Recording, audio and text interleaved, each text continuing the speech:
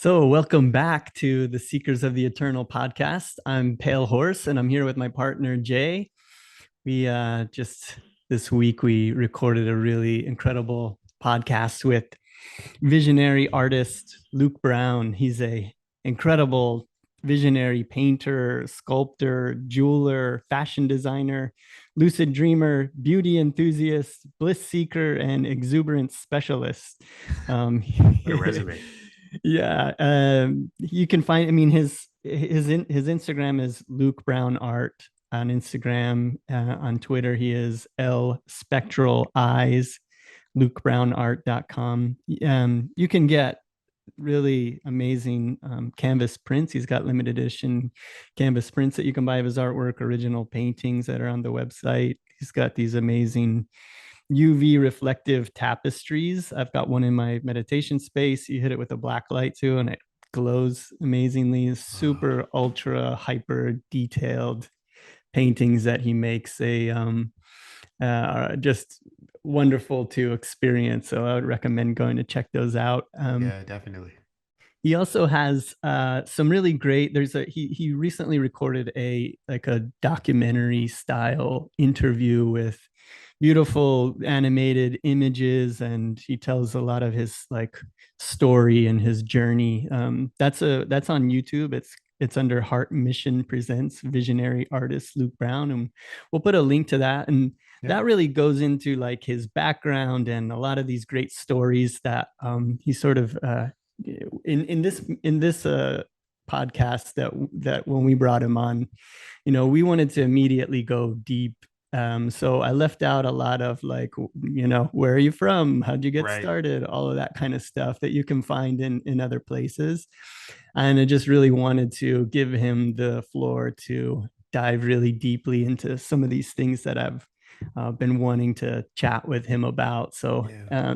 yeah, this was a really fun conversation. So we just wanted to kind of give a little bit of overview about what we got out of it and kind of open you guys up to hearing this. So Yeah. Jay, if you want to It dive in was a a, little I bit. mean, it was a journey, you could tell initially, there's so many layers to it. So you're just like, how far are we going to go down this rabbit hole? And by the end of it, I feel like when we looked up, you could barely see where we started because we got so deep. Mm-hmm. It Yeah. was tremendous. It was tremendous. I mean, it kind of for me to be more of a casual observer of the experience, and now obviously taking another step forward and another step forward. He really kind of just like here's the map, like here's how you get there, and here's what you could experience. All of this is the possibilities if you seek it. And I just thought that was kind of cool. There was no everyone's got to experience this, or my experience is your experience. It was none of that. It was, I've experienced this incredible world, and I continue to experience this world with these with other people that have joined me on this experience. And it's almost like you're almost it calls to you versus Mm-hmm. someone pulling you in. Yeah. Yeah, the way that he talks about it, it just, yeah, right. And that's what always with these spiritual experiences or psychedelics or in plant medicine ceremonies, that's what it is. It's a call, Mm, when you're ready for it, it just like, oh, it just, you get this curiosity to yeah. want to explore it. And yeah, and that's what his artwork does. And the way that he talks about the way that he lives his life. And um, it, and I wanted to bring him on. I love his artwork and hearing about what brings that about and how he manifests it. And also, I wanted to talk to him about it in a way where you don't. It's not that you have to. Not that everybody can be a visionary artist or Mm, anything like that, but everyone can learn and everyone can seek to find what it is that they are meant to be doing yeah. on this planet in this lifetime. And we all have that calling, and it's a series of many different things throughout our lifetime. But I wanted to really, as you listen to this, no matter what profession you're in or what you're called to do in your life, you can take this mindset and see someone who is really putting these things into practice and what it results in his peace of mind and his complete trust in the universe to guide his way. and to have, yeah, like just this, he calls it just like a, you know, and just an unrelenting, unwavering sense of peace and calmness in the world. And Yeah. that's, like even in one of the recent Star Wars, the Obi-Wan Kenobi series, the young Leia asks Obi-Wan Kenobi what it means to be a Jedi or to feel the Force. And, he basically says, I have a sense of safety, of comfort in the world, Mm, even when you're doing really daring things. And um, so that's really what I love about him, because he's really emanating that, and then yeah. that's coming through as beauty in the things that he's creating.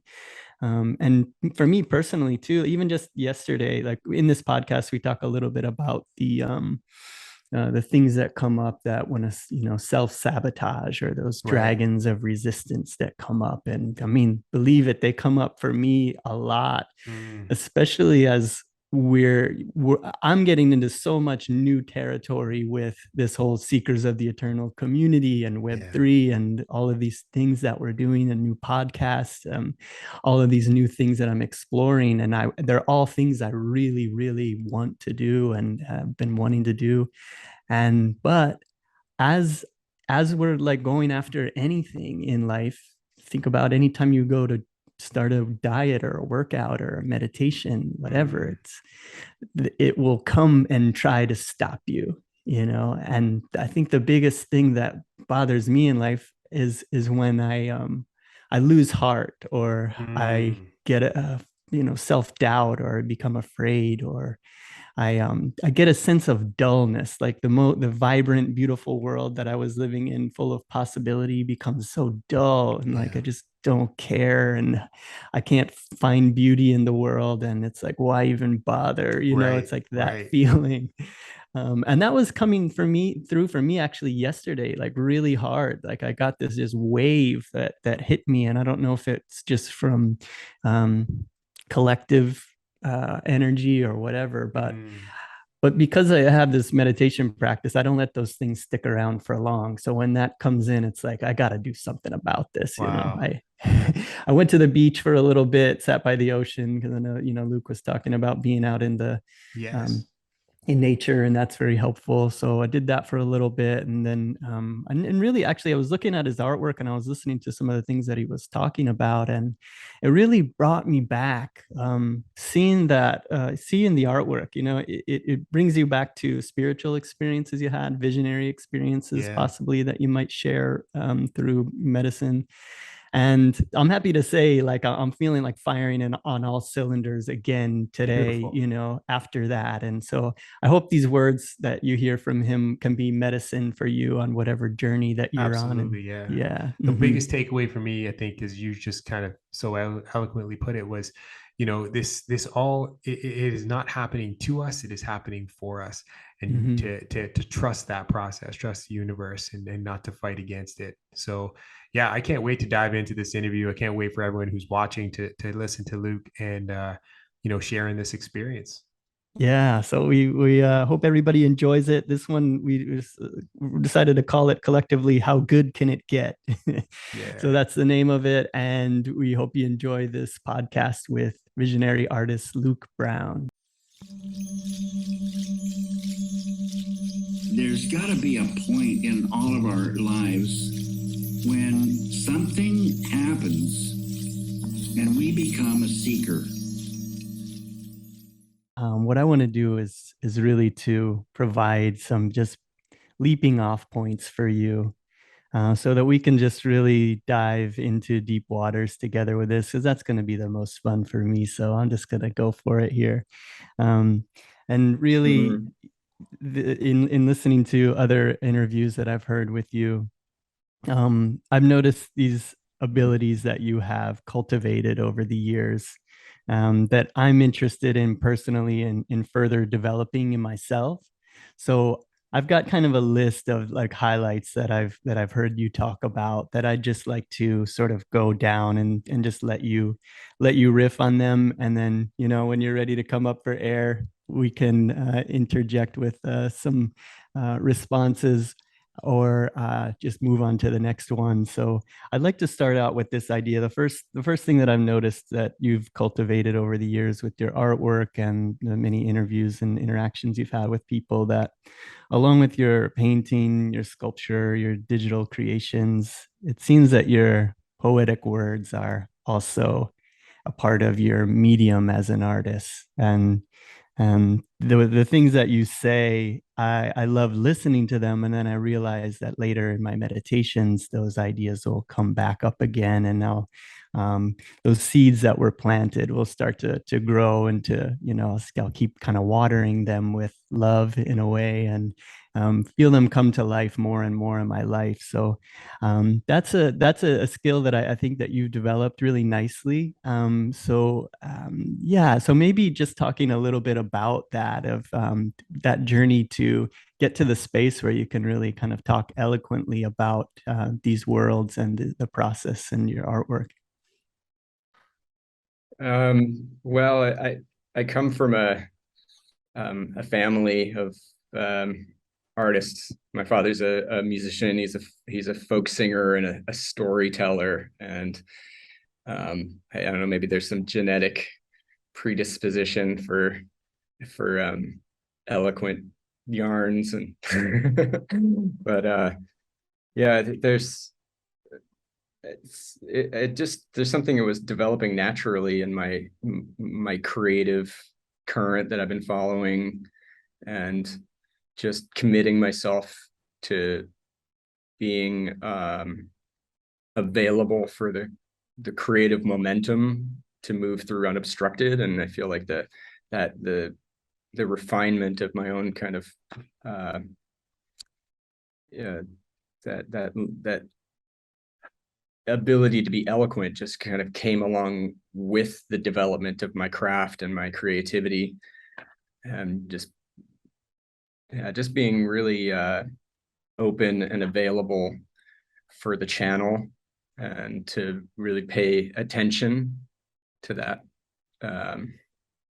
What was being expressed through me when there was no ego narrative interfering with that creative process.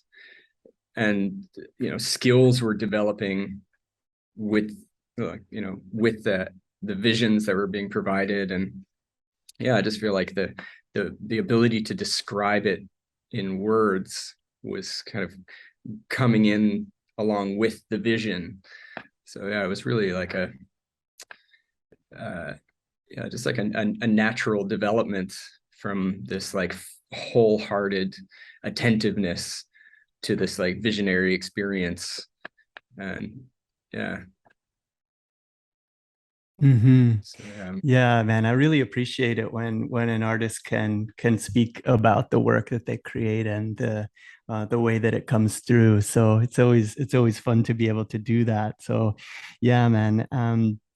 Another thing that was coming through, another of these things that you've cultivated over the years, is that it seems that through devotion and discipline, you've discovered this relationship between doing the inner work within yourself, uplifting yourself, and then seeing that connection to that uplifted consciousness reflecting back at you in the physical world. So I think that would be a fun kind of topic, because it's and something that I've been exploring really enthusiastically lately.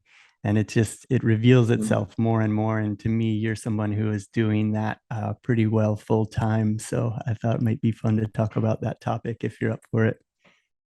Yeah, I mean, early on when I wanted to be really intentional about my psychedelic exploration and devoting it to making art, and it felt like it was such a magical act. It was like I was just treating it so intentionally and ritualistically, with like, this is the adventure I'm embarking on, and with the intention to access something, and witnessing this this real clarity and like the mirroring of my own state into the creative process, and the less control or grip I had on the direction, the more magical the process would be, and certain things would present themselves where I'm just witnessing to the process, and the less adherence to an outcome, the more just the more interesting the process would be, and ideas would surface, and I would see a really clear distinction between my own inner states and what was happening around me, and I was really amazed and enamored by these synchronicities that would play out in my life, and sometimes they were just so astonishing and so deeply personal, and they're happening so often, and it made me really want to. I mean, I have a mind that's very I have this overview mind. I want to see things from higher and higher perspectives, like outside of the minutia and the detail. I want to see connections. I want to see like what the causality, what's related to what. And so, yeah, just seeing this radical shift in my own personality at that time, where I was seeing a very clear purpose and direction with my art, and then just seeing a shift happen in my life around me, and in characters that were coming into my life, and just situations and circumstances that were feeling more harmonious with the quality and the caliber of people that were in my life, and people that I really admired and looked up to, and played these roles of being a mentor for what I was choosing for myself, and what I was committing myself to, and like having just really amazing artists come into my life that were fully living it, and really in their power, and in their just living as supported artists. And so, yeah, there's like something that made me pay more attention to the quality of my inner world, and seeing a correlation with moving into difficult areas, or things that I hadn't quite worked out in myself, or certain kinds of worries or neuroses, and then that somehow that would like halt the fluidity of the synchromistic connections around me, and then finding myself in these states where I'm just so at peace with myself, and not really concerned or worried about anything outside the present moment. And then I would have these really magical synchronictions lining up in my life, and so I was kind of mapping that, like, okay, there's a correlation here. The less I'm worrying, the less concern I have, the more present I am, the more flow state I'm cultivating creatively, the more my life reflects that. And I would test it in a way. I would really see, like, okay, I'm in situations that my old self would really worry about, the rent not appearing in time to pay it to stay in my apartment. Okay, I'm not going to be concerned about that. I'm just going to stay in a state of peace, and observe and trust that I'm abundant, and everything works out for me, and that I'm here to be wholeheartedly embraced by the grace of the universe. And then there's somebody appearing that wants an album cover, and they want to pay up front. It's like, oh, that's perfect timing. Wow. Mm-hmm. And so I think I've put that to the test for my entire life now, that it really, and it just like settles into a deep place of comfort, that, that I have the right to be at peace. I have the right to be committed to this creative interplay with the universe, and what's the best that can happen. Mm-hmm. Have you hit a state of like, not comfort, but do you still have those moments where you still question, where you feel uneasy, or have you passed that now, because you almost trust this process because you've experienced it so much? Yeah, I mean, there's that still expresses itself through me, but I'm more observant about it, and I'm not as like prone to letting it consume me. You know, I can observe it. You're like, okay, that's coming up. All right. But, you know, it's not something that I'm committed to following all the way through. You know, I can just observe and be like, okay, that's not necessary right now. That's not real. Right. I can bring my attention to a place of peace. You know, that's my priority daily. Yeah, I mean, I've lived such a magical life, and the quality, the caliber of the experiences that I've had, and it's, yeah, there's so much to it that I don't know, I think would be really unbelievable to a lot of people, the way that it unfolds for me. And I don't feel like I'm some kind of like cosmic anomaly that, you know, I'm just committed to cultivating a particular quality in myself, and it reflects into the experience that I have. And yeah, That's a point that I wanted to talk to you a bit about too. And I think for the listeners, as you tune into hearing this kind of new way of thinking, or possibly new to you, that this isn't that Luke is some special anomaly. That it's not. He's not talking about how great he is. He's talking about how great like we all could be, and that's the way that all, you know, even if you look at all of the great saints that come to earth, they show us what's possible in our future. So if and that's why I like to have friends like you, that I could talk to you about this, and it cultivates that within myself of like, how do I start to implement this more and more, and also even outside the realms of even being an artist, finding your dharma, you know, like what I see in you is that you're wholeheartedly living your dharma. And that anybody, when they find and they really seek, like, what am I meant to be doing with my life in this moment? And that changes, you know, like we're always changing and shifting. But in every moment, if we're living fully, wholeheartedly, giving our all to what we're doing, like Jay and I were talking beforehand, it's like your dharma could be that you're a parent, that you're meant to learn how to you know, earn a living and raise a family. That could be your dharma, and if you're doing that wholeheartedly, you know, that magic could open up for you. You could start living your life in a way where you're guided in every moment if you really decide to, you know, attune yourself with the harmony of the universe. It doesn't just apply to you know, visionary artists, or, you know, like we're all creative and we're all able to tune into this. So I feel like, you know, this, I really love the line from the Mahabharata that says, where there is dharma, there is victory. And I feel like that's something that you understand, you know.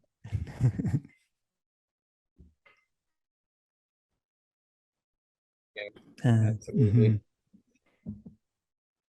I feel so incredibly blessed and fortunate, and I carry this gratitude daily that I've been given this opportunity and this, what feels like an angelically ordained task or duty to express myself in this way. And I feel that it is an act of merit, and, you know, my intention is for this to be beneficial to the viewer in a medicinal way, and, you know, to be, you know, psychedelically responsible with these kinds of worlds that I've been to, and that I have the skills to translate. And yeah, just cultivating a state of contentment and gratitude every day is one of the most nourishing medicines for the whole system.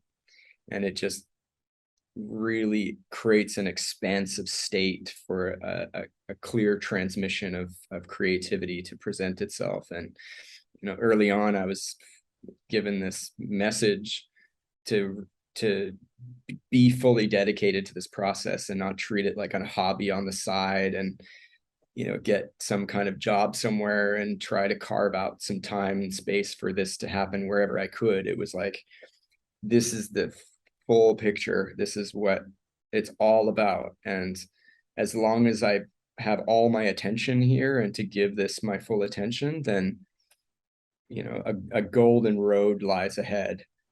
And that's, you know, I had that sensation early on but it's only as like the years have gone on that I can look back and say, yeah, that's what that message was. Like that was tangible and real. That was a real sensation that was legitimate and valid, that I had the right to settle deeply into.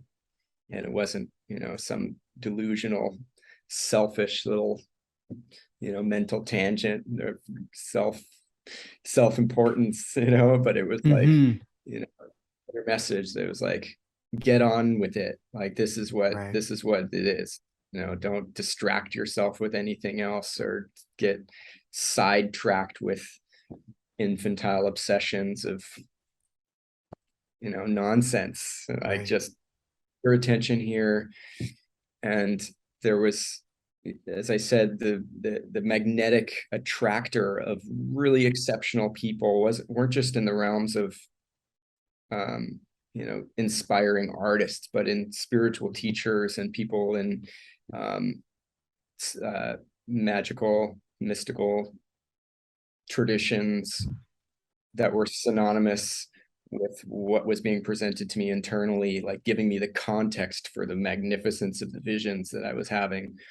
And so it just led me into these directions to round out the picture and create a foundational cushion to maintain this state. And so, yeah, just finding myself meeting just astonishing co-creative dreaming agents were coming in to just be my psychedelic cheerleader squad around me, to just like load me up with all the tools and techniques and perspectives to be able to really go into this and be comfortable in those realms and not just be overwhelmed by the glossolalia. Because they were That's a point too that I wanted to ask you about as well. So with your work specifically, I'm so attracted to it because, let's see if I can phrase this in a way. So, in a way, many people go into these, explore these visionary realms through plant medicines, and oftentimes we'll have these big experiences, but they don't always translate into their life in the physical realm. They don't always, maybe you get this big awakening in a psychedelic journey or in a meditation or in any ways that you tune into the spiritual realms. But one of my spiritual teachers says, he said, a great saint once said that your religion is tested in the cold light of day. This idea that if you're not bringing anything back, if it's not showing up in your life, test of your religion. And what I see with what's happening with your life is you're seeing these visions, you're having these awakenings, and you're putting them into action. And also you are, I think you said, I want to use your words here, you said you've developed a radical discernment so that you know in your heart what you are making contact with. So you're not just going in there and making contact with anything and bringing that into manifestation. There's a radical discernment there, and then there's also a real intention of, as an artist, going out into these realms and bringing something back that is good for humanity. And so I feel like that's a lot of of what really draws me to what you're doing in the work. I don't know if you want to comment on any of that.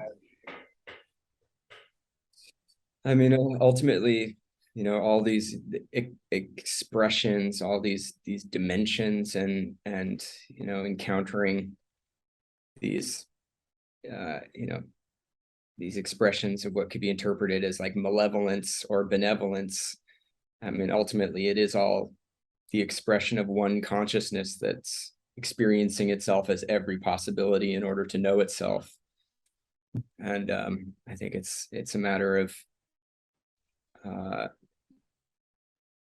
just, it's like kind of relying on an internal kinesiology report of what is of utmost benefit and what is really of the highest calibration of consciousness.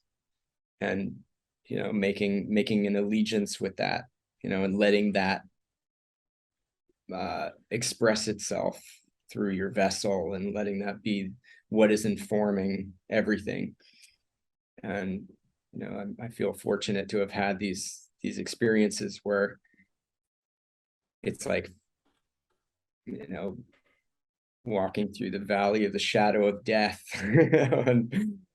and yeah, just being drawn towards the light at the end of the corridor, and realizing that the light was not an illusion, but the corridor was. And yeah, just like feeling these really beneficial tests in those worlds to not succumb to energy and expression that is of anything less than that, and that angelic presence, and and once you make contact with that stays with you forever. I mean, even if your mind isn't cultivating that daily connection, it's like you've accessed that, and you can't unaccess it.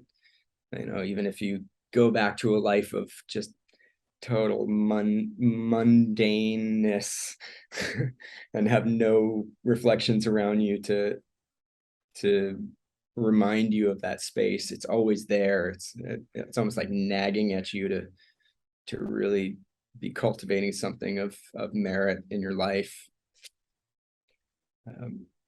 Yeah, I don't know if I'm just oriented in a particular way, but I've had plenty of experiences that weren't necessarily my intention to arrive in this threshold space, but being with friends and having some medicine journey with friends, and they're having like relatively mild phenomena, and for me, there's some just like ego annihilating obliteration where all observer and observed no longer apply, and it's like there is no ground below and no sky above, and it's like 360-degree peripheral vision of pure witness state consciousness. It's like the dosage is irrelevant. There's just something that's just had by the grace of God was presented to me to experience, and then coming back from that without an urgency or a need to convey it, that I need other people to see it as well. All that sense of like that ungrounded urgency. I'm not coming back with that. It's just like, okay, I'm here to just bring that into my everyday life and in my everyday interactions. And I don't, it's all one consciousness anyway. So any one that I would need to convince of is really just God in disguise. So really it's for me to just wholeheartedly commit to having that be my daily interaction. And that comes through just being grateful, choosing to be content, even if there are situations that are less than agreeable. There's always something to be grateful for. And that's the quality of consciousness that keeps the crack in the door open, to keep it accessible. It's a really, and then with that, it becomes easier to forgive and to maintain compassion, and just trust that everyone's on the perfect calibration of their unique expression of consciousness, and yeah, just to enjoy the ride and do my good work. And with that, magical experience comes as the inevitable byproduct of that state. And I feel that is a really immense contribution to this process that we're all experiencing together. And I don't consider it to be some like alienated, selfish act to be in that state. There's a measurable frequency that impacts the collective hologram that we're all sharing and co-creatively imagining together. And yeah, for me, that's my creative process is my spiritual act. It's like my magical ritual. And I mean, with that has come just like the most incredible opportunities to travel the world and to meet my heroes in the world that stand alongside me with equal accolades that I'd be giving them. And yeah, just a lifetime of that is a gift beyond measure. And know that all I had to do was just be fully committed to this process and everything will work out. And it's come in the form of just a life beyond my imagination. What a great lesson and window to possibility. When you look at your artwork now and your creative process, if you looked at any one piece, can it take you back to where you were at that particular time in your life? Do you see that? Actually, it's funny you should mention that, because when I was a teenager, when I had my first full-blown entheogenic metaphysical moment, well, there was an experience that had happened a week or so before that, and then I was like, okay, the next time I'm going to do this, I want to, because that first night I had a blank sketchbook. I was drawing page after page and just watching this incredible creative output just pouring out, where I was like, wow. And well, that was cool. Flip to the next page, start working on something else. And I'm like, oh, wow, look at that. Oh, look at that one there. Oh, cool. You know, and this caliber of art just emerging that wasn't really a part of my life in that way before. And so I was like, okay, well, I can be more intentional about this. And so I'm going to get a piece of big watercolor paper. I'm going to devote the night to just working on a work of art. And it really set the stage for everything to follow, because it was like, not only was the night just ripe with revelation upon revelation of just, you know, like quantum leaps of personal evolution internally, and you know, feeling that bliss of universal forgiveness washing over me, where the only word I could express was wow over and over, and making this work of art when I'm 17 years old. And not only was this night so like just had this like cathartic emotional content that remained with me, but I had something to show for it the next day, as if to prove to myself that was a real event.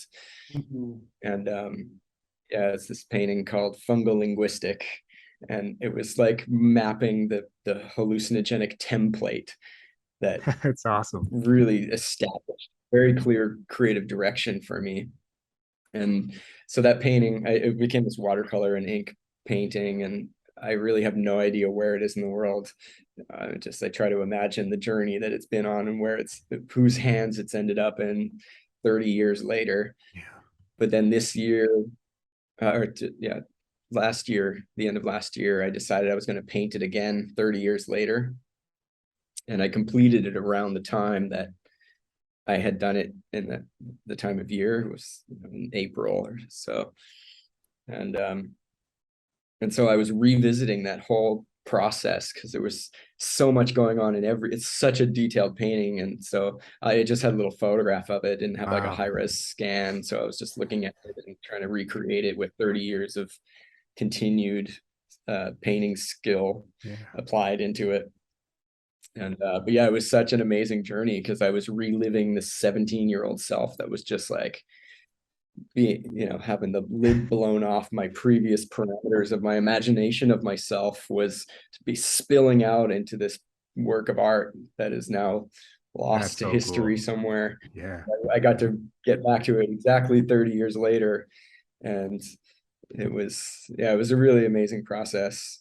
That's so cool. It just reminded me of just how significant that event was for me, that really just that benchmark moment that just kicked the doors open, and the golden road was revealed through this one work of art. So Wow. I consider that one to be like the most significant work of art. And But I guess yeah, when you it's look a at any special piece of one. art, you could probably, take yourself right back there. So my follow-up question was, does every piece of art that you create, and I guess Chris, this applies to you too, does it tell a story in itself, or are you telling a chapter of a bigger story? Like, do you feel like they're all interconnected, and maybe by the time you journey on to the next world, you want to get this story to that space, or does every art in itself tell a full story?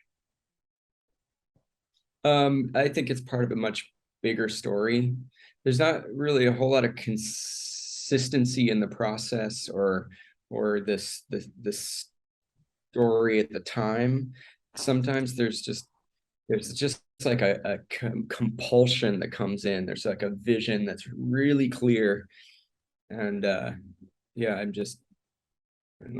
sometimes it just keeps reiterating details or content. I'm like, okay, I don't know what this is, but I need to go in this direction. And then once that direction gets opened up and starts unfolding, more elements start to come in.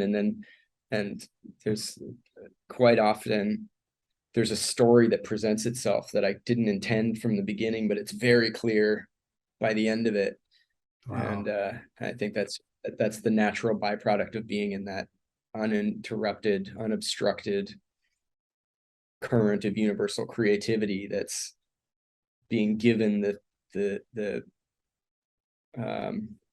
channel to come through me. Right. And yeah, I can be so amazed at times, and I've had these really incredible experiences continuously with that process, because it is really it's a deep journey for me, and I don't think people really take into account like what goes on during the process. They'll see the image at the end. Some people are just seeing it on Instagram for 10 seconds and pass it on, or like people are at a festival and they're like, oh yeah, I like the colors in that one, but like for me there's so many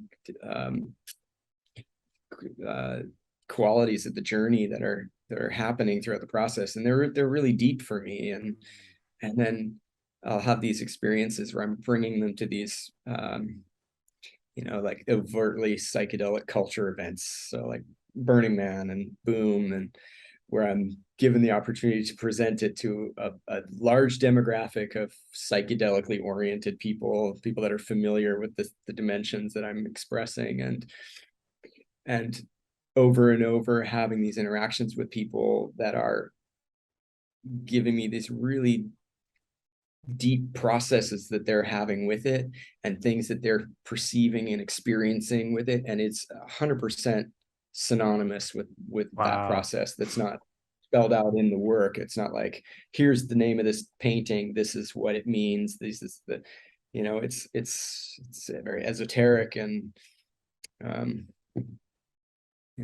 open to interpretation. But when I have these interpretations that are absolutely congruent with that interdimensional journey that I've been on, so it's really affirming and comforting to feel like there's something that's accessed and expressed that is experienced by others, and somehow I'm on the task to bring it here and convey it so that others don't have to, and that they can be comforted that that experience that they had was legitimate, tangible, and real, but they don't have the skills to express it. And so there it is for them to see, to affirm that that was a real event for them, and that it has meaning, and it's a rich experience. So Actually, that's been something that has happened a lot for me, and so that's really that's so special, and it deepens my commitment to this process.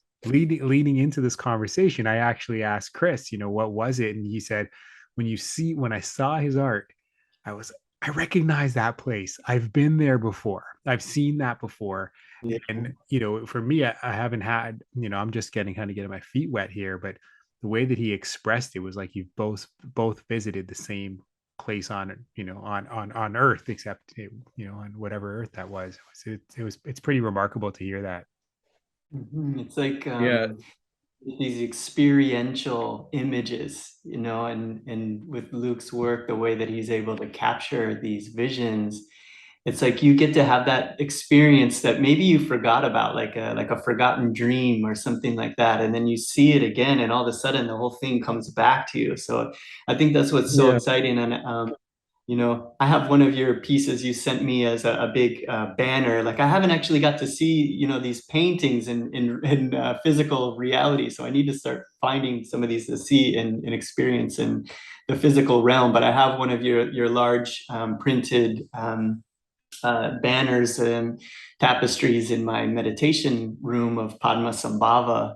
And it, being able to experience these images, yeah, like I said, it just sort of rekindles a memory or a spiritual experience. So they're like a technology, they're like mapping these realms. It's I think that's why people are so gravitated to them. It just gives you this uplifted feeling, and you can definitely tell that you're pulling these from realms of higher consciousness, of higher intelligence, not lower, So I love the way that you're doing that. So it really is a gift to us, for you to be continuing to do this. Yeah, great. Yeah, it's my pleasure and my honor. I was telling a story to a friend earlier today. There's a few key characters in my life that I could, would fall into the visionary artist banner. I've had the great fortune to have someone like Alex Gray in my life, and he's, a really great mentor and ally.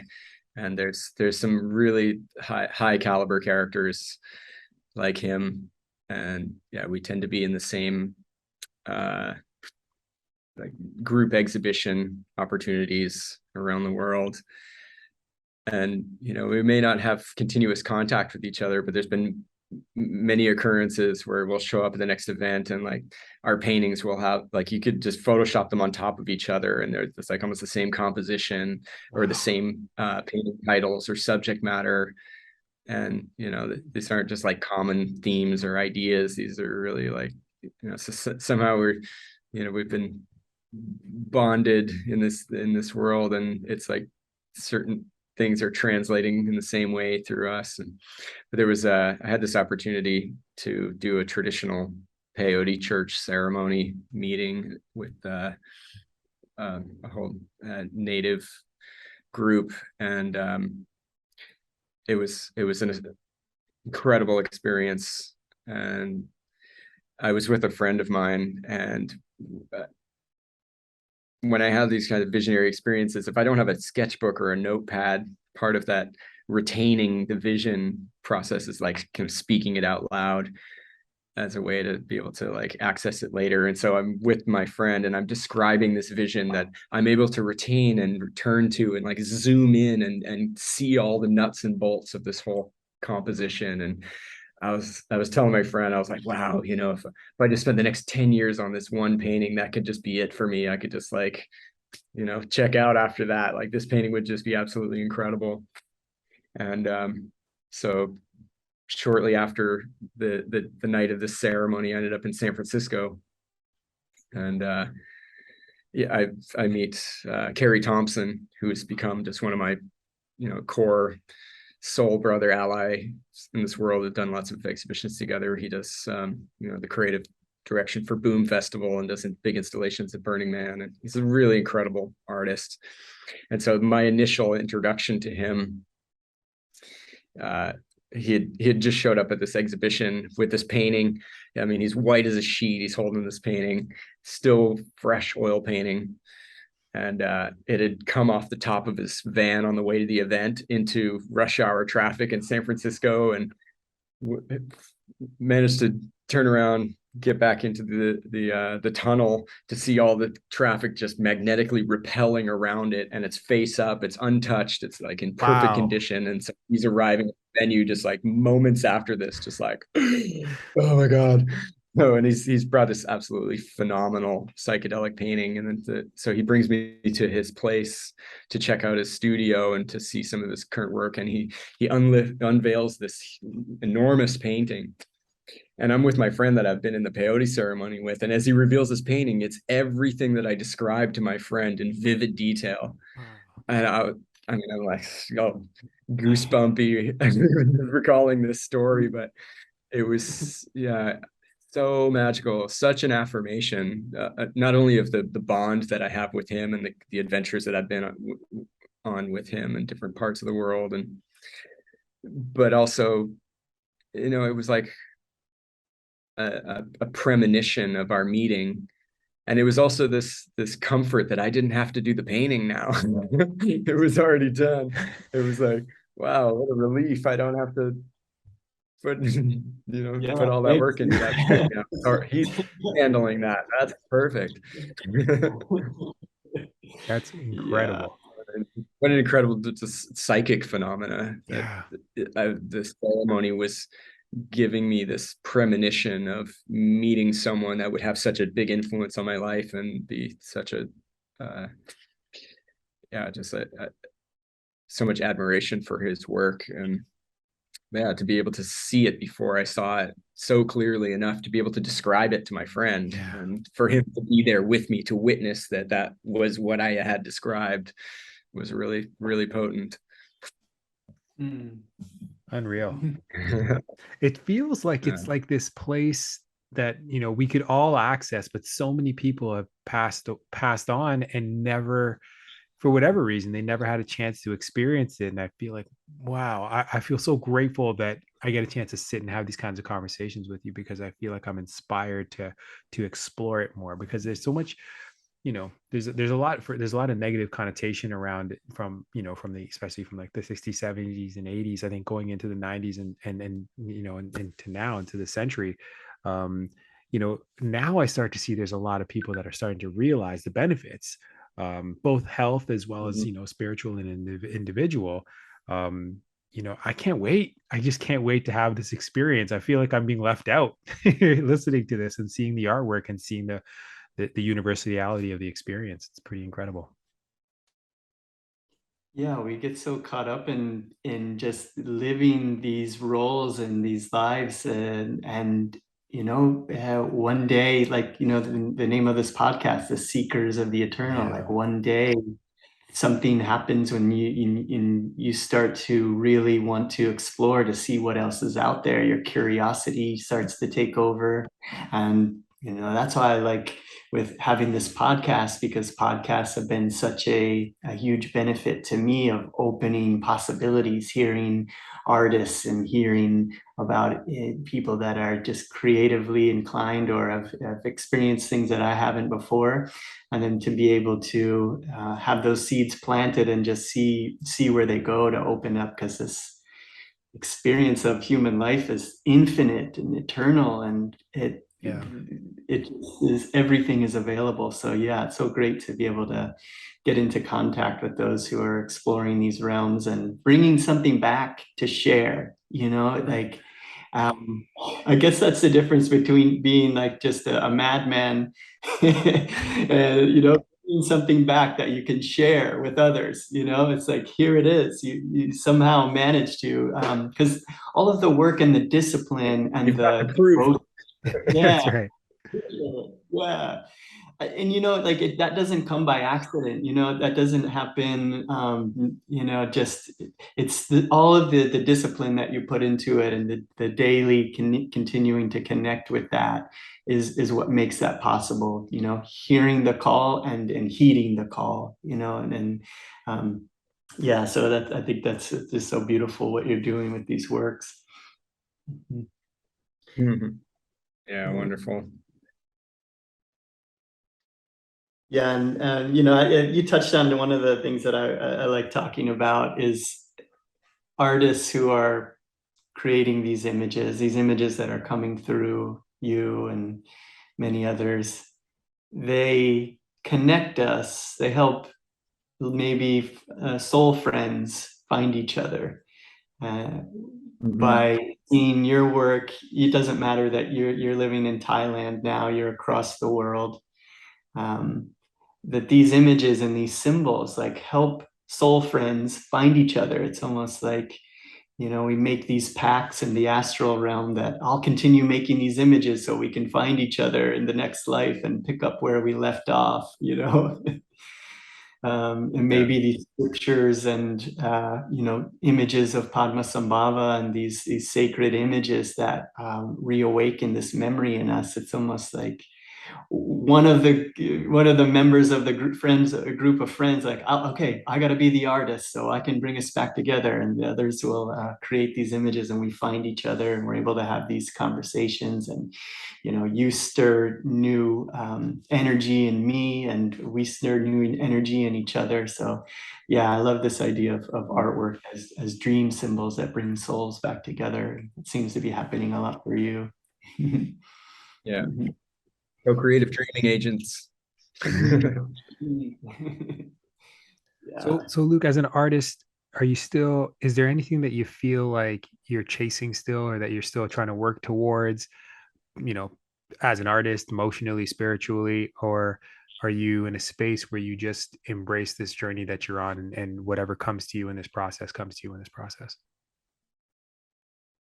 Well, I'm definitely embracing the process and being present for what's transpiring, and you know, working within my means to not burn myself out, because there is a level of just energetic, emotional taxing in this process that I don't think a lot of people can fully grasp or take into account. But that's been an incentive and a motivation to really cultivate vibrant vitality and health and clarity, peace, flexibility, you know, all these things that are the foundation of being able to embark into this space and to be able to be present for this creative process. Because there was a time where I wasn't as devoted, dedicated to that, and I would find myself in really uncomfortable states physically, and you know, it did cause me a lot of problems that put the real incentive to put my attention where it needs to be, to really treat my body in that temple perception.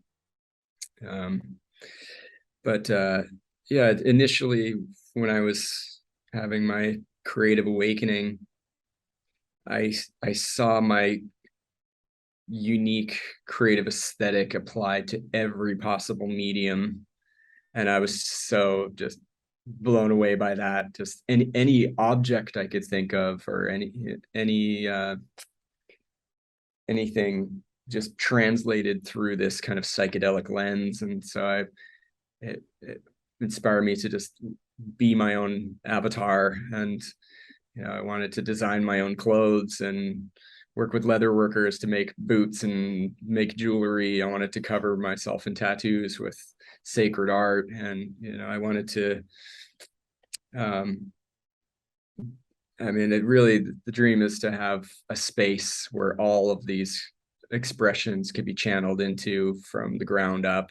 The architecture, you know, everything from stained glass windows to mosaic tile floors to sacred geometry gardens to funk 5.1 function 1 surround sound. Wow. With harmonized frequencies, and you know, like carpets made in the Middle East with my designs, or you know, chandeliers or bronze cast door handles, just anything I can think of having the twist of my own personal psychedelia applied to it. So that's where it's all inevitably leading. It's just a matter of committing to where in the world that would be, because I have lived a relatively nomadic life, or I've had these migration patterns throughout the year, and I've been in different places seasonally.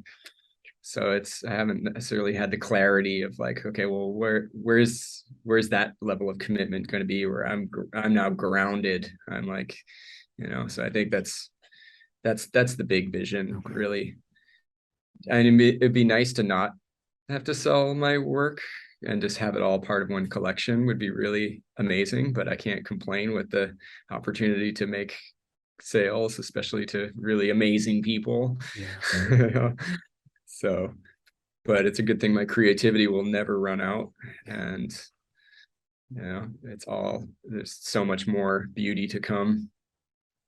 That vision is amazing. Beautiful. Yeah. Yeah. So yeah, I'm open to sponsorship to make this happen. If anybody's got the land and the, and the budget to just fully pour it all in to create the most the most psychedelically conducive, uplifting environment for just the best, most life affirming tripping experience, I think would be really nice. Or to stimulate it, not necessarily requiring any ingestion of anything. Yeah, I I mean, mean, really, that's also the journey I've been on, because I've had these experiences that have just completely stripped me raw to the core essence of that unity state, and anytime I ever went there, it was just affirming that I'm not really reliant on that for the experience. It's really a matter of just cultivating my life to be pointing at that in every possible way. And that's part of my health journey, and being able to be in like the most optimal healthy state in my body with all the practices and that I have is like a big part of just keeping that connection intact to that state. Like here and there, every once in a while, venturing into that state, and it's just like, oh yeah, oh, this version of me, oh yes, I know this. It's not separate from my everyday world. It's not like some radical alteration of my usual psychedelic perception. I think I'm just altered forever in a beneficial way. Yeah. That I'm applying to my art. Yeah, it's like you've turned that on. You're keeping, you're keeping yourself in that center, that protecting light that is always there, and cultivating that inner upliftment constantly, so that you remain in that light. And yeah, psychedelics can create a wonderful rainbow bridge into these visionary, expansive realms. But yeah, as the more and more that we sit with these experiential, spiritual realms daily, the transition from here to there isn't so great as it was a long time ago. There are times in my life where I've strayed too far from my remembrance of that, and I'm just preoccupying my internal space with just noise. If I go to that psychedelic dimension, it's just basically just like just squeegees the surface clean, and like, hey, like, where's your attention? It's like, oh right, okay, oh yeah, I know what's important. Yeah, duh. What was I getting all wrapped up in that noise, or like getting swirled into other people's psychic debris and letting it pull me off the focus. Right. Yeah, I feel that way too. It's just like I need to tune up, put me back on track, rekindle that that feeling again, and straight and narrow again, back in that light. And man, your vision about the creating the fully experiential sort of temple space, man, that's going to happen. So, do you start? I feel it. Do you, so in that way, it's like you've the got only thing just there, I think the only thing that's really been standing in the way of the full manifestation of it is the uncertainty of what geographical location I'm willing to be committed to. But I think when that moment comes where it's like, here it is, here's the place, then it's like, all right, I'm all in. Let's do this. How long have you been in Thailand now? Well, I arrived March 2020, the Oh, week wow. that the border closed. So the universe made it clear that this was where I was meant to be, and it was really the most optimal circumstance I could have ever envisioned. I mean, it was like, yeah, the total Corona lottery win on so many levels. Yeah, just feeling like so much of the disjointed neuroses and all of that unprocessed shadow material of the planetary collective that was spilling over Yeah. for all to see was kind of bypassing us in a way here, Wow. which really, I'm so grateful that I didn't have to have that reflecting off my nervous system around me, with people just not, being able to be comfortable with themselves and their own silence. Yeah. Yeah, it was really, to be able to ride all that out and just witness all that from a distance and be grateful that I'm not fully immersed in my present felt experience with that, but I mean, it's been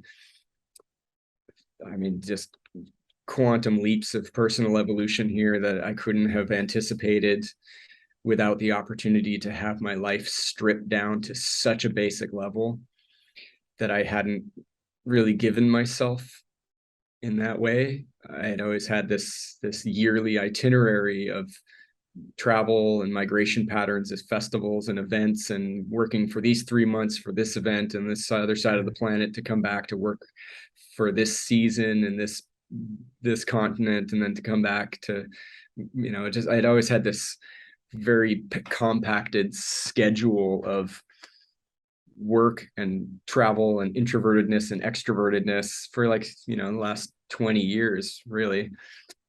And to have all of that just grind to a halt with no sense on the horizon of where it lets up. So to be able to just find this, unwavering peace with that experience was so rich, so valuable. And it really put this laser focus on my own painting process too, which was really an amazing thing. I've been working with all these different mediums, only to a certain degree, because I was kind of all over the map. And so it just gave me this opportunity to work without a deadline and without some flight on the horizon somewhere down the timeline. It was just like all scrapped. It was like, this could be the world now. So It's true. my focus is now hiking through the jungle daily, doing breath work, having my feet on the soil, diving in the ocean, just finding this contentment with such a basic level of interaction. And I was living in a remote bay, a boat access only bay with like 10 or 15 people in the 3 bays. Wow. And it was pretty wild. It Wow. was very like really stripped down. It was such an enriching experience that I'm so grateful for. I mean, it really gave me this opportunity to really settle in deep, that I'm not reliant on a whole lot for my, like the reflections that I need externally to keep my sanity regimen. It was like, wow, I just need nature and silence and painting, and I'm good. I'm not missing out on anything ever, because I'm in that state of unwavering contentment. It was something that I kind of imagined what would that be like if all of that was stripped away, or I just like stopped doing everything I was doing. But then, I wouldn't actually implement that for myself, because I'm already planning all the events for the Right. next season. And year just kept going and going, and it was like, but yeah, some part of me was like kind of fantasizing, like, what if I was just even in one place for a year? What would that feel like? And yeah, it's really been one of the most like spiritually enriching, foundational, solidifying experiences Yeah, it that sounds I'm, incredibly I've been deep. like kind of emerging back into the world and kind of planning some things into the future now. But I really feel like such a radically different person than I was in 2019. Oh, it's I Well, it's feel such like a wonderful example, you know, yeah. a wonderful example of what the things that you're talking about. And I think what we can all bring into our own lives is the thing that that we didn't want to happen happens. And then realizing that nothing is there when we're in this flow, like nothing is trying to take us out. Actually, nothing is ever really there to harm us. It's really always there to make our lives better, to bring us closer to our center. If we're Yeah. off course, we'll be placed back on course with our life situation. So what a beautiful example of that. Yeah. Yeah, and I could really see something happening with people that I'm close to that I know have really done some deep transpersonal transformation work and really face their own shadows and found that state of reconciliation in the heart. And throughout this whole last few years have been absolutely thriving like never before. Like that somehow the conditions for them just, and for me too, I mean, just the level of support and abundance and yeah, just support on all levels for what I'm doing has just like really erupted. And I just exchanging notes with a lot of people that I'm close to that are just like accelerating and having the most incredible experience in the last few years, and those that really weren't doing any of that shadow work, it was all just spilling out in all directions. And Yeah. it's like you had some sense of preliminary inner work done, then this will be really beneficial. But I mean, it's beneficial whether it's comfortable or not. But yeah, just really having some amazing input from people that are, yeah, just things are really working out well, like thriving. And for me, it was like, I don't have any guarantees with what I do. I don't punch my time card and I'm guaranteed a paycheck based on the amount of hours that I've put in. I don't have any of that security in my life.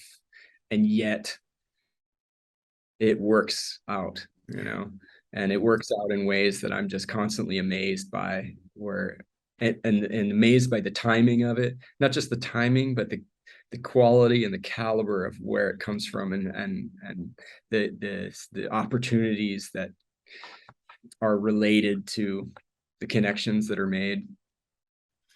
And yeah, just when things really grinded to a halt, it was that sense of uncertainty was really, emphasized even more. And yet, I was in this space that I was so grateful for the circumstances that were presented. I was finding a place of unwavering peace and contentment every day. And in that state of the world grinding to a halt, it was like things started working out even better in ways that weren't before. It was like, yeah, just I'm living in this remote bay in this tiny island, and it's so dead quiet. And yet I'm meeting people that are just blowing my mind and are supporting me and want to buy my work and are like, here's what you need to keep doing what you're doing. You're incredible. Wow. Support. And here's my entourage of people that also feel the same way. And it was like, yeah, I really feel that there is a direct correlation with, I have to orient my attention in this way where if I'm concerned with what isn't yet, then it derails the opportunity for what can be to present itself. And if I'm trusting that the highest possibility is available in the quantum hologram of infinite probabilities already exists and is synonymous with myself, then that's what's available, and that's what I'm vibrationally congruent with. And then it comes, and that's like, wow, how many times do I need to prove that to myself? Yeah. How can I prove that to others? Do I need to prove it to others, or do I just embody that with everything I do and the way that I carry my energy in the world and what I radiate out from this beacon of heart-mind coherence that I'm holding in my body? Well said. Yeah, beautiful. And Unless that there's the takes, opportunity to really like eloquently present it to a receptive audience that can receive that and apply that, but if they're, that's not my responsibility. I'm not here to like make sure that you get it. And Right.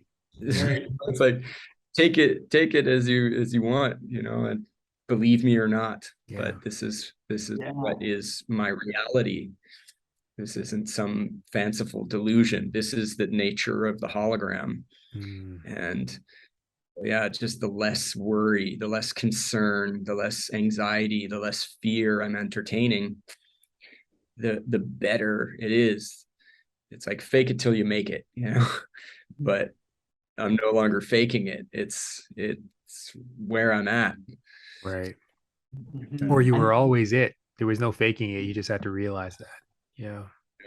Yeah, it's just a stripping away of any, psychic debris, any ego narrative noise that is interfering with perception. And it's been there the whole time. I think the key that comes up for me as I hear you talk about this is those who are hearing this and like, okay, how can I do that? The thing that really pops up into my mind is that with the things you talked about, it was this the work that you're doing now lays the framework for your future experiences. And also having these tools in your arsenal. You had been spending time going into these inner worlds before you had to, getting used to being comfortable in difficult situations. All of that work that you did previously, then when you're hit with these lockdowns and the pandemic, you have the tools available, and the energy that you've been putting in is now manifesting itself. So we don't have to be afraid of what's to come. We just do the work now, we put the energy in now. We do that inner shadow work now. So when things come to us in the future that are difficult and challenging, we're like, oh, what am I supposed to learn from this? What new great thing is going to come from this? And do the work now is what I'm getting from don't wait till it hits the fan and you try to do it then. Like if you've got some peace or some way that you can start cultivating, do that now, Yeah, there's been plenty of experience that early on could be interpreted as really challenging experiences, like deeply challenging experiences that I can now, even shortly after the experiences, I can look at it with gratitude for where it propelled me into and what it incentivized my attention in a more beneficial direction. And so I can't look at any of it with any regret or any feeling like, oh, if only that had gone this way, because it's like, wow, that was absolutely immaculate, that existentially challenging despair that I went through in that time of my life. Like, wow, I am so grateful for that. Without that, I wouldn't be here. It shaped me so deeply. And having those kinds of experiences, having these near-death experiences, having these like situations that could go really dangerously wrong, and you're right at the precipice of it, and in the midst of the chaos of that, some golden thread pulls you into the most optimal situation you could have ever dreamed of. It's like right on the other side of this situation that the circumstances could have just leaned over here and been this, really life-altering, terrible thing. But seeing that my perception of that in that moment revealed something else that was like, wow, okay, and now I'm here, and look at this situation. How incredible is this, considering that was just a moment ago and could have been that. And so seeing this correlation that, so even like coming into situations that are fearful or are really uncomfortable, and having this kind of reference point in my system that I can drop into, that can look at the situation and find that every moment is an opportunity for love and transformation. And as long as my attention is there, then the revelation is there, and it can present itself even in the midst, like right inside some terrible situation, is like, oh, and now it's going this way. And I really see that it's completely related to my internal state. And I've had so many situations like that just have completely blown my mind, like just totally dreamlike unfolding of situations that I'm just like, did that really just happen like that? And how is this the situation? And so having that as a reference from my past means that I move into the future with less anxiety and less aversion and apprehension to what might be. Because, even with the perception of something going wrong, could actually be just a disguise of some opportunity that's going to be amazing. And so if I keep my attention on that it's amazing, then the amazing reveals itself. So, I mean, I don't need to be reminded anymore. It's like it's like it's like a reference in my nervous system that's just underneath the surface now, that I just,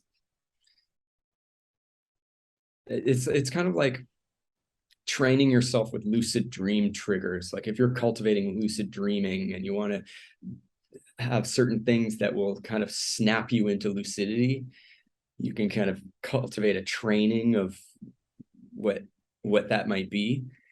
And for me, I've had these, my dream world is so vivid, such multi-sensory, subplots and characters and hybrid landscapes. And, I just have these really wild dreams, and that also informs my art. But I've had these periods where I've had very distinct lucid awakening, where I'm like, oh yeah, right, I'm dreaming. Oh, and then it just like opens up to a whole other level of fidelity in the resolution.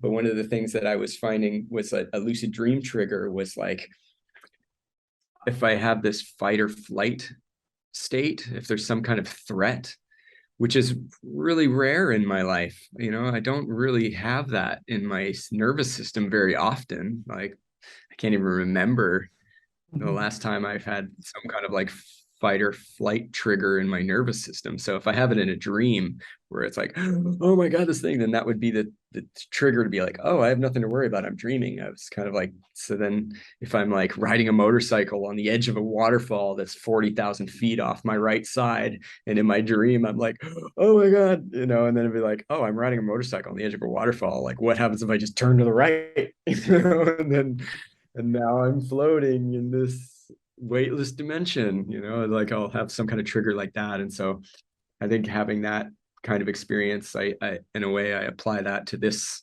because I do consider ourselves to be in a shared holographic imaginatrix that's based on our imagination of ourselves collectively and individually. And the more I can just like keep my attention on that principle, the more dreamlike my reality is.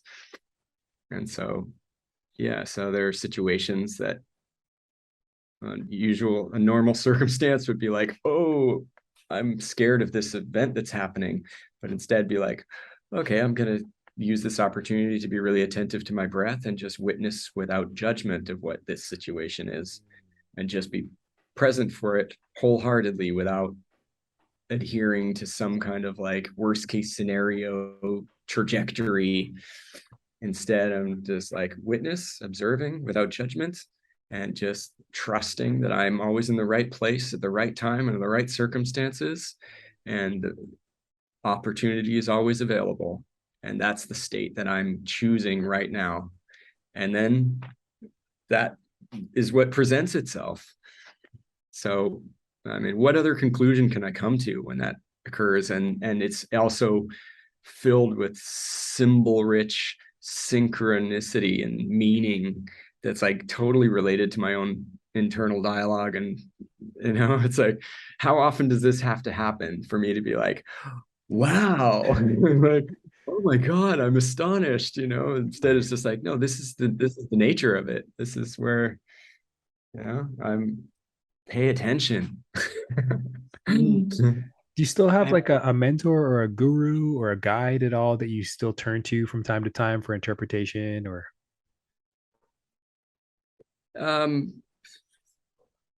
Not, I mean, there have been some really exceptional, this really high calibrations of consciousness that I've in human form that have come across my life path that have really accelerated my own internal state. And, you know, I try to acknowledge that it really is all one consciousness and there is no other. And so all those mentors, all those guides, all those gurus are all the one Godhead that's just inserting itself into the cosmodrama, and for you know, just entering stage left with their lines perfectly on cue. And yeah, there's been some really magical characters that I'm so grateful to feel such a kinship with, that have assisted me on my path, that are with me always.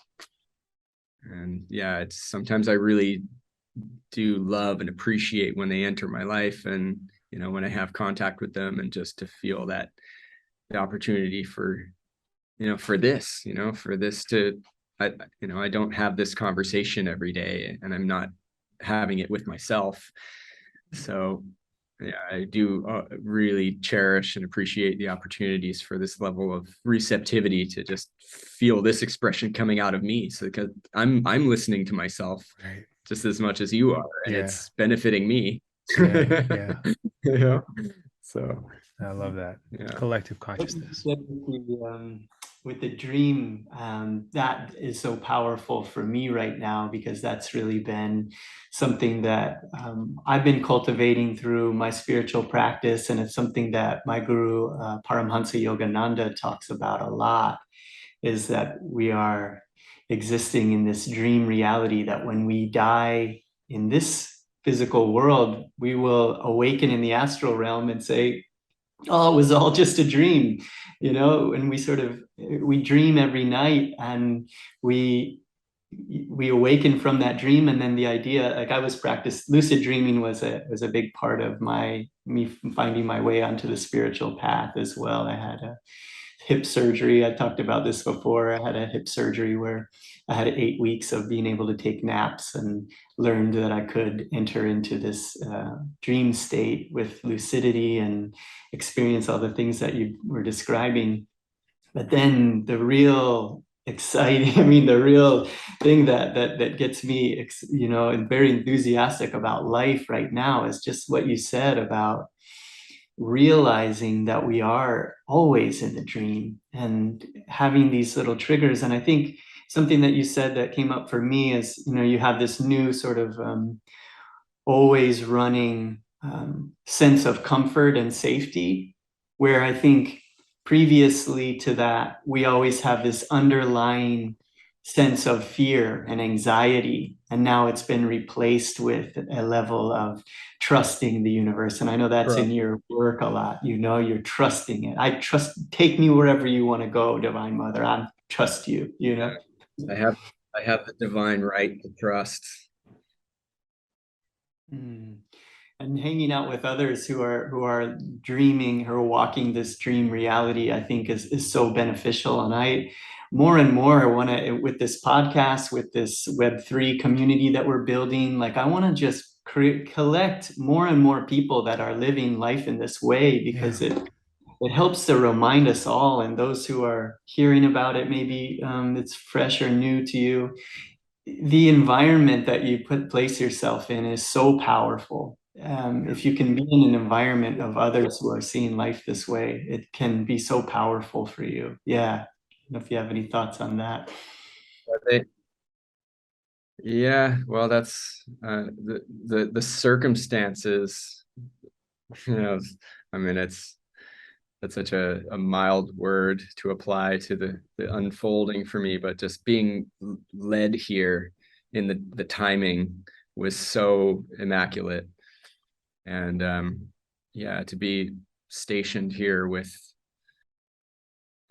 yeah, just not only this expanse of untouched nature and just, yeah, so many optimal conditions, but also really high vibrational people was, you know, I feel like that's the byproduct of the work that I've done within myself that has brought me here. And to find myself in this circumstance with all the spiritual tools to withstand whatever storm was brewing comfortably. Yeah, so it's like of all the places and all the people that I could meet in this time, in this way, I mean, it's no surprise in a way that this is how it worked out with everything that led up to it.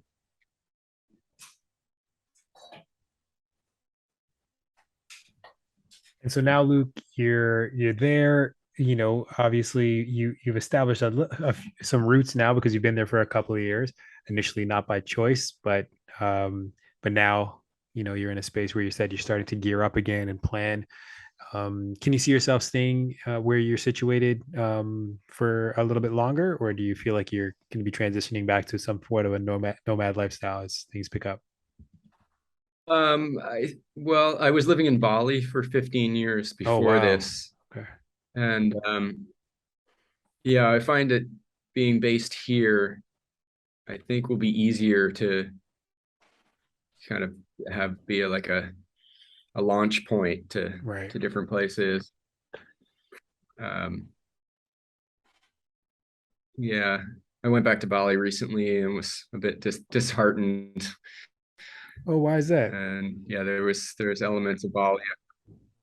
Well, my last trip there, it was so overly packed with people that even all my little back route, you know, secret passageways to avoid the traffic jams were also jammed up. Oh, wow. So it really just, you know, like just lost the motivation to get out and about and, like, you know, visit different places and friends. It was just like, oh, it's just too jammed up. Wow. And yeah, so, but that was really one of the reasons where I was like, okay, maybe I should wrap this up and put my stuff in storage and try something else out. And then arriving here, and then the border shutting right behind me, it was like, oh, okay, well, that was a smart move. And where are you at right now? Is it pretty remote in terms of, like, you know, it's not necessarily a high tourist area, so it still feels like it's you know, yeah, I'm kind of untouched? at the opposite end of the island of where all the action is. Okay. So I'm kind of like in a little community with a little bay down below. If it was daytime, I mean, I could show you the view right next to me. It's like absolutely phenomenal. Wow. And I get the sunset right here, like right next to me, with you know, a little cove down below and an island framed by this bay, and Wow. just endless trees. Yeah, it's a really special place. Well, the scene you painted with, it's like feeling the earth in your feet and then going for a dive and then hiking through the jungle, like what a masterpiece. Like if you get to do that every day, that's hard to leave.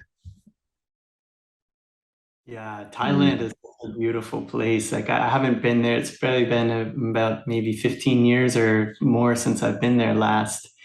But it was, Oh yeah. I was telling Jay about this before. It's just that was a huge part of my spiritual awakening. I talk about like I was an atheist when I went to Thailand the first time, but it was man, Oh, yeah.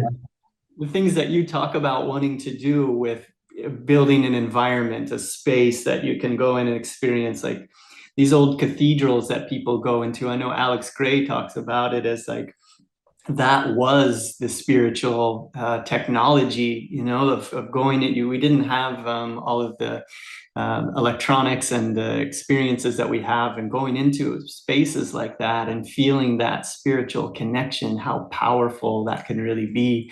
And that was it. It opened it up for me in Thailand that long ago.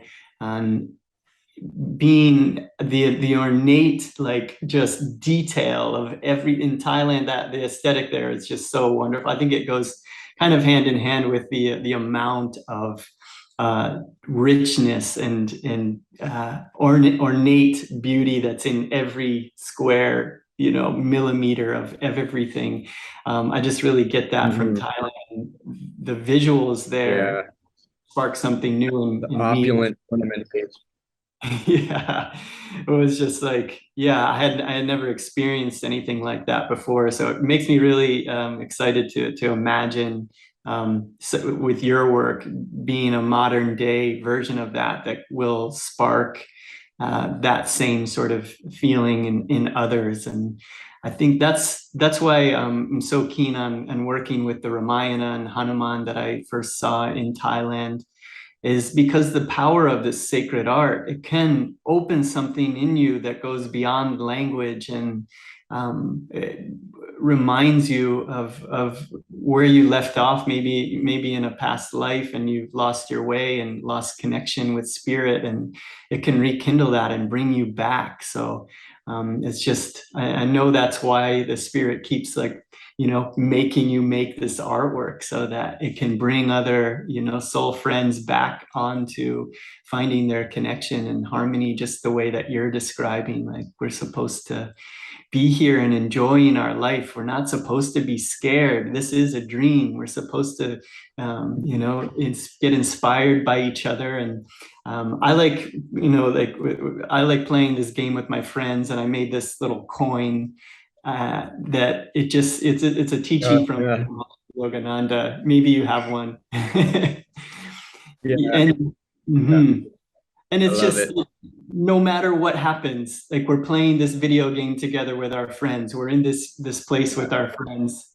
No matter what happens, if we stay calm, sweet, and happy, it's going to be okay. It really is. Like It is. this is like a lucid dream trigger that you can carry with you. Right. That's so cool. Yeah. And just to gather more and more people who are doing this, and to keep this energy going. I think it's so important because we're all really brave souls that have come to live in this period of time here on planet Earth, because this is this wonderfully shifting, rapidly changing holographic universe that you describe. And we need to have friends that are not afraid, So yeah, anything to share on that. I'm gonna fix my camera here real quick because it's battery's dying, but I'll let you go. I'm also conscious of that. We are now at the 90-minute mark, and I know that it is probably very close to midnight there. I think we are 12-hour difference. So how you holding up, Luke? Yeah, I'm doing great. Yeah, it's 10:30 here. I'm all good. Okay. Sorry. So yeah, I'm enjoying the conversations. I'm happy to give you as much content as you want. Beautiful. Yeah, you're taking us on a spiritual journey here.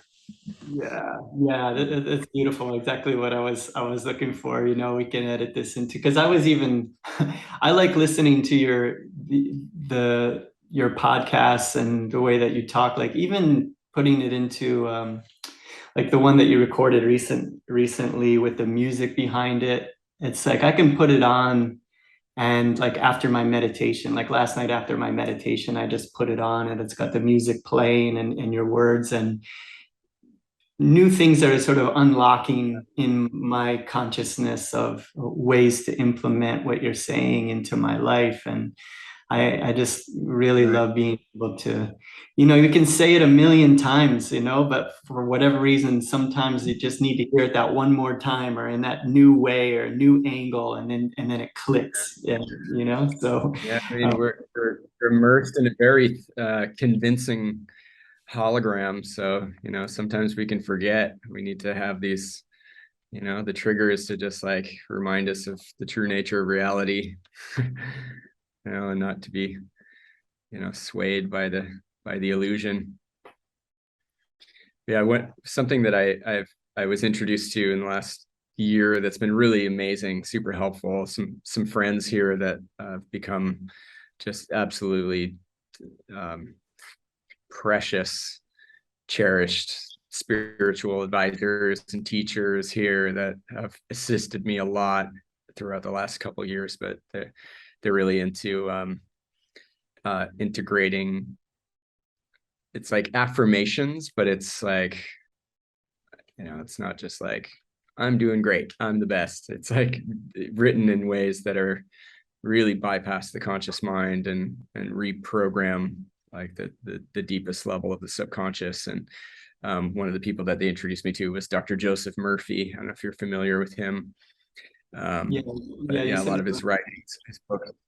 I might have sent you some links, but yeah, something that I've been integrating in a way that I find just really, it's such medicine for me. There's recordings that are they're kind of staggered in time. So even if one side of your headphones is listening and focused, the other side is going in, and so it's kind of staggered and overlapped. And just so I'll listen to it when I'm riding my motorbike around the island and just have it just on endless repetitions. And yeah, just ways to just like communicate to the soul, the foundation of reality. It's been really helpful in just reprogramming me with anything that isn't of the highest order. But maybe I can read one of them here if you want to. Yeah, please. If you want to hear it. So I know there is only one source, the life principle from which all things flow. It created the universe and all things contained therein. I am a focal point of the divine presence. My mind is open and receptive. I am a free-flowing channel for harmony, beauty, guidance, wealth, and the riches of the infinite. I know that health, wealth, prosperity, and success are released from within and appear on the without. I am now in harmony with the infinite supply. I am now mentally adjusting my focused attention on the eternal source of all blessings. I wish for everyone all the blessings of life. I am open and receptive to God's riches, spiritual, mental, material, and they flow to me in avalanches of abundance for eternity. So yeah, I'll have those recordings just like playing over and over. I might have other music playing and having that recording just like, so while I'm painting, that's just like, I find that that's a really helpful practice. I'm with you, man. I've been using and advocating affirmations. We actually I recorded one and put him in the episodes of this podcast. Like Yogananda, he is all about using affirmations and reprogramming our minds with them. So that's a huge practice for me too. So yeah, I was going to ask you about that. Like, how are you doing that? So yeah, the more that kind of practice is integrated, the more evident it is when there's language that is not affirming, that is like, it's just like, oh yeah, I don't need to entertain that. Like, that's not real. It becomes much more evident and apparent of, what kind of language that you're applying to your imagination of yourself, that you can uproot and give yourself the right to not follow that thread that, it's like, you don't have to complete that sentence. Yes. Yeah, it's a matter of just restructuring the imagination of yourself at a foundational level. So yeah, It's, I find it a really helpful thing. Well, where was that yeah, passage from, Luke? Dr. Joseph Murphy. Yeah, he's someone that's really well worth investigating. He's a really amazing man. Put out some incredible material. Take the note, and I'll make sure that we include it in this podcast so folks can look it up. Mhm. Deep dive. Yeah, it makes me think about how scientifically you're creating these new neural pathways in your mind so that you start to automatically go into that realm Yeah, rather that's really than what it is. yeah. Hmm. Yeah, Like, undoing these deviations of the neural pathways from, entertaining these self-defeating, self-sabotaging, conditions that we adopt and we inherit, and to be able to just go right in there and just like smooth them all back over to an optimal state of self-love and gratitude and appreciation and just the miraculous unfolding of reality that mirrors that internal imagination of self. And yeah, I mean, it's something that I love to share, because I'm so shaped by those experiences on such a core level that it's given me this kind of foundational condition to worry a lot less and to trust a lot more, and that I have the divine right to be my highest expression of self and to be my most supported, my most abundant, that I'm not here to struggle and starve, and that's just not what I'm choosing about myself.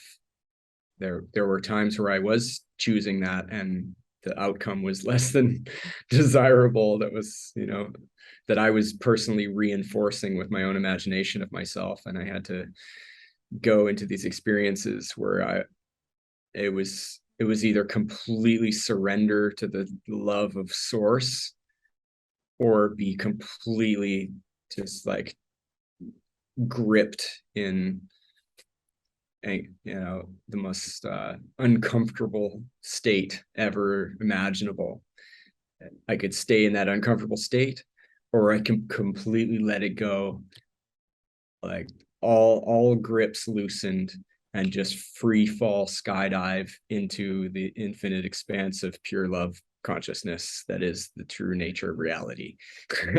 And the only way to find out that is the true nature of reality is to let go of all these conditions and perceptions, and just surrender it completely, like don't carry it anymore. And that's a really frightening thing. But that's that fear is alleviated completely by letting go. And I've been so grateful and fortunate to be given these opportunities to encounter that, and for that to inform my movement into the future. And it's really I'm so appreciative when I can encounter other people that are familiar with that. I mean, it's a recognizable quality. There's a comfort and a recognition with people that have found that reconciliation in the heart. And yeah, but it's also brought me to a place where I'm not grasping as much to find it or to surround myself with it. I mean, some sometimes that comes up where it's like, I'd really love to have more of a community or more reflections. But then when they come, it's just like, oh yeah, I was there the whole time. It was just, there's nothing outside of me that I need or I'm seeking. So yeah, those encounters are just the reminder of that. So, Yeah. we have a lot of And that can listeners. happen in an instant. Right. Mhm. We have a lot of listeners who obviously want to let go and embrace how life unfolds, but they may be saying, well, I'm married, I have children, I got a 9 to 5, I got this mortgage, and I have this grind. And so how do you have any wisdom for those people who are in search of, but see that their conditions are in such a way that it makes it difficult or challenging for them to embrace the mentality? What's the baby step, or in what direction do they go in order to start to access this mindset? I mean, for me, my personal journey began with the psychedelic experience, where it was, a very dramatic confrontation with all that no longer applies, and a revelation of what, my sense of purpose in life. So it's not always going to come in that form, but that was the form that it took for me. There is a highly medicinal benefit to that threshold state of psychedelia, where you can't avoid it. Anything that any obsolete perceptions are going to be really uncomfortable, and it really makes you have to look at everything. You can't distract yourself with anything else. It's the main event. And I've had continuous experiences where it's like, it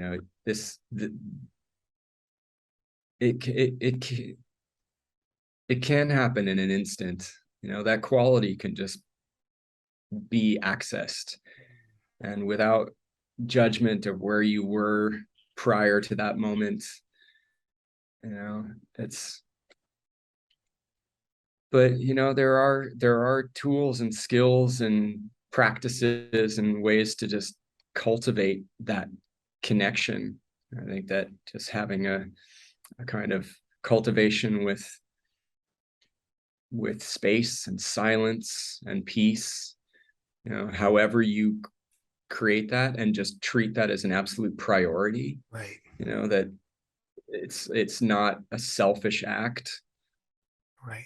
Because it does benefit everything around you in all the ways that every interaction you have. And so if you are really committed to know that, then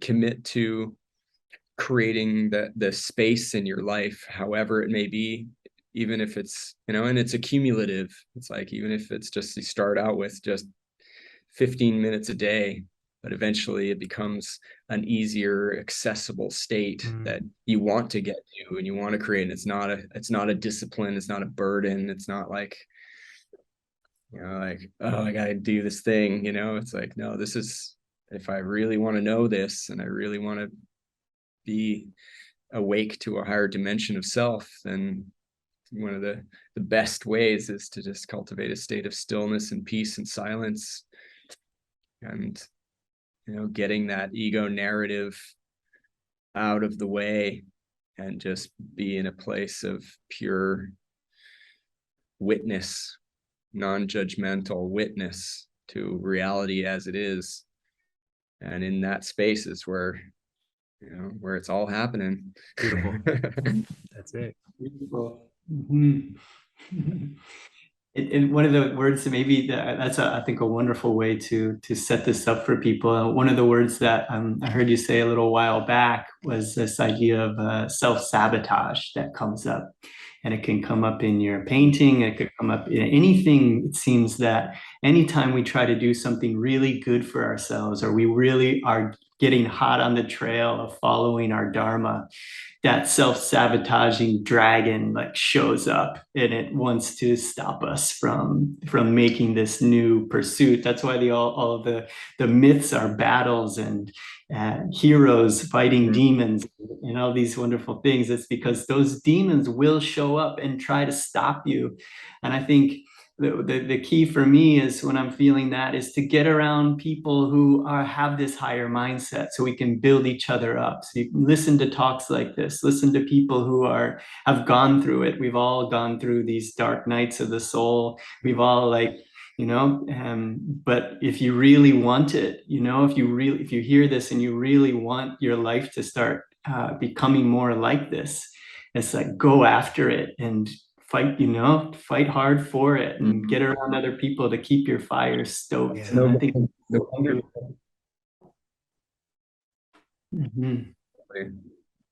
Sorry, Yeah, cut the out there one more wonderful- time, Luke. Oh, just the wonderful thing about, having a commitment to cultivating that quality within yourself is that it does start to attract like minds, and you don't always need to go out looking for them. Sometimes they just end up sitting next to you in a cafe, and then you strike up the conversation and realize they're like right in line with what's happening for you. And and this is the beauty of cultivating this quality of wit, forgiveness, non-judgment, and just clearing the space for a higher orchestration to unfold. That really is the natural byproduct, kind of find congruency. And the more you cultivate that with yourself, there's like a harmony.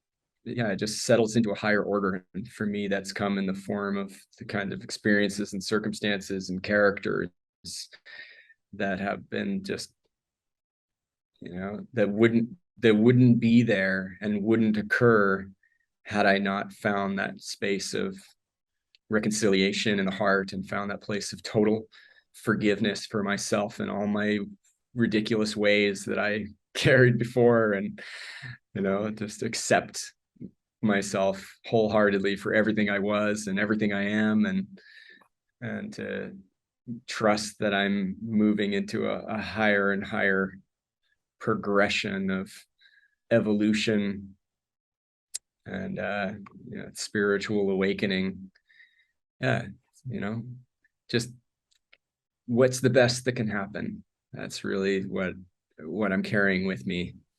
It's like, how good can it get? I don't have to follow that self-defeating, self-sabotaging language of like what terrible thing might happen, And if I see that there is a thought that's going in that direction, I don't have to judge myself for it. I can just be like, oh yeah, I see what's happening there. I can just sever the head off of that before that sentence completes. I'm not obligated to entertain that thought. It's not necessary. That's an expression of some conditional state that is obsolete.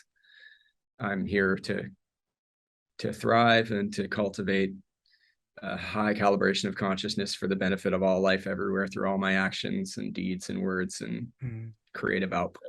That's what it is. And so if there are people around me that are operating on that lower frequency that is lacking in internal contentment, then I don't have to spend time with those people. It's not my obligation. Right. And there have been a lot of characters that have dropped out of my life that just I don't feel a longing to connect with, because it's just moving out of phase with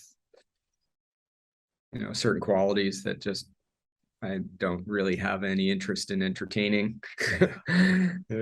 Especially when there's other forms that are just super high vibrational, then I'm like, yeah, that's it. I love that and there was a interview that you had one line that it was just like, oh, it was like I felt it impact me, and it was just like, and it was so quick. You said, I'm not here to suffer. even if you're suffering, you're not here to suffer. And it's just that constant reminder that sometimes that one quick, like you said, that collective consciousness, like I felt so connected to that one short sentence that I want, I have two little girls, and they go through it, like we all do sometimes. And I feel like, oh, I want to protect them from from all these hardships that we know that kids need to go through in life to, to develop character and a sense of hope. And but sometimes they just, my 7-year-old, she'll be like, Daddy, why is my life always so hard? And so, at such a young age, she's only 7, but she can, she puts this weight on herself. And but hearing that, it almost like, it straightened my back out as a father, and I could reaffirm to myself and reaffirm to her that we're not here to suffer. It's not our obligation. Yeah. Yeah, it can be so powerful to Yeah, hear that's somebody a really say it when they really mean it. Hearing somebody say it when they really mean it, and when they've really gone through the fire to get there. It's so much different than this sort of word that goes around like toxic positivity, where somebody who is just doing Exactly this. right. 100%. Yes. If you can tell the difference when somebody has been through the trials and has seen really difficult things and have put this into practice, it comes, that vibration, like you said, beyond the words, the vibration, the emanation of that comes through. It comes through in the artwork. It comes through in the poetic words. Just in sitting and being with another person, you can tell the difference, and I can tell the difference in that with you. I guess one last thought that I had, maybe we can wrap it up with this. I feel like this has been such a great conversation, and I'm going to be listening to it over and over to keep letting it sink in. Yeah. Is one thought that I had when we were talking about people that come in and out of our lives. I've had a lot of times where similarly, certain friends of mine, take that other path, and it just, that path of fear, or those things that just are no longer vibrating with me, or where I'm headed or where I want to go. But what I've been learning to do is to keep them in my meditation. So sending light to those who are struggling, sending light to those who are not connecting with spirit, because I know how tough life can be when you lose that spiritual connection, or when you're living life in fear. So I like to, something that we can do for our friends, or even for the world, that I like to practice is really seeing those friends of mine or those loved ones who are struggling, and just seeing them happy, seeing them free, seeing them in the light, even if I'm not going to physically put myself in their presence. But sometimes they come back around, and I'm like, wow, you're like a completely different person, after I spent this time sending light to them. So I just wanted to add that. It's quite powerful. Yeah, it's like dreaming people up. Yeah. Rather than dreaming down. Yeah. And not perceiving them in their lowest expression of themselves, but God in disguise. That's presenting this form as a reflection for me to see, to know where I don't want to be, or what I've evolved from.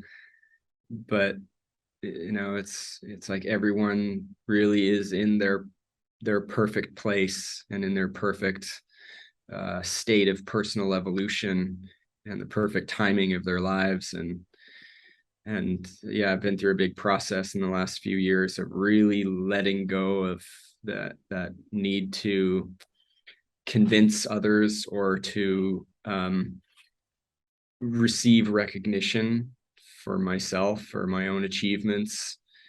I love to share my work, and to just be in the dharma of offering merit, but I'm also not attached really to the outcome, or to I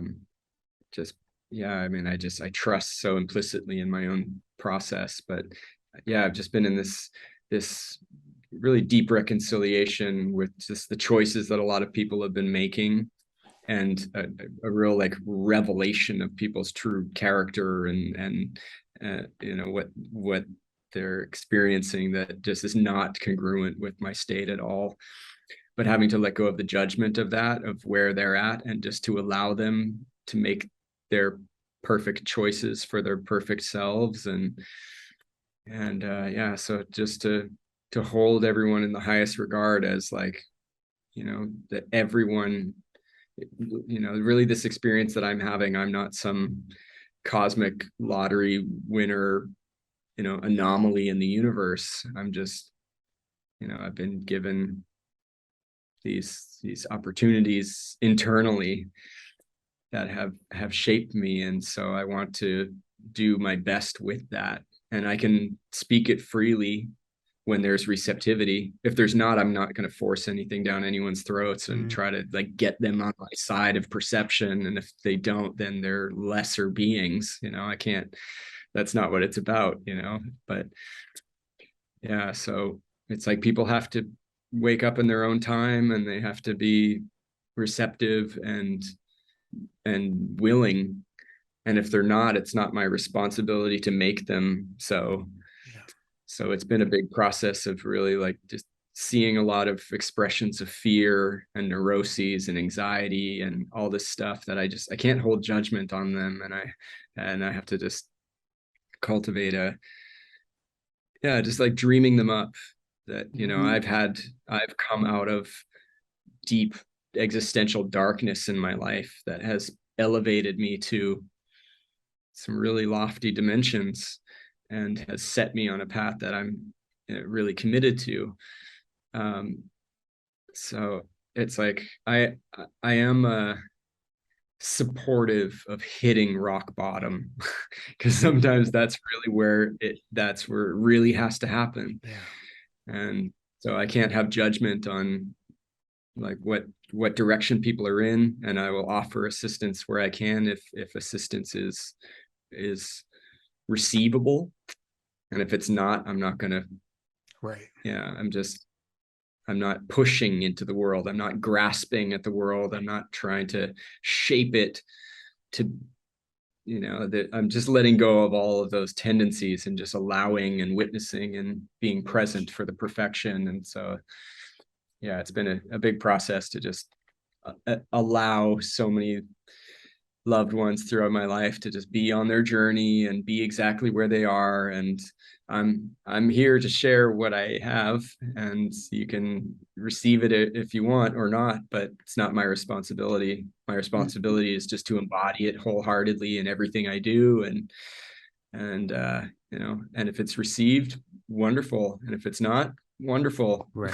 I'm still here being it. You know? It doesn't alter my commitment to it, right? I love the word energetic protectors. You know, it's like we're just doing what we're doing. We're going to keep this energy going, this vibration.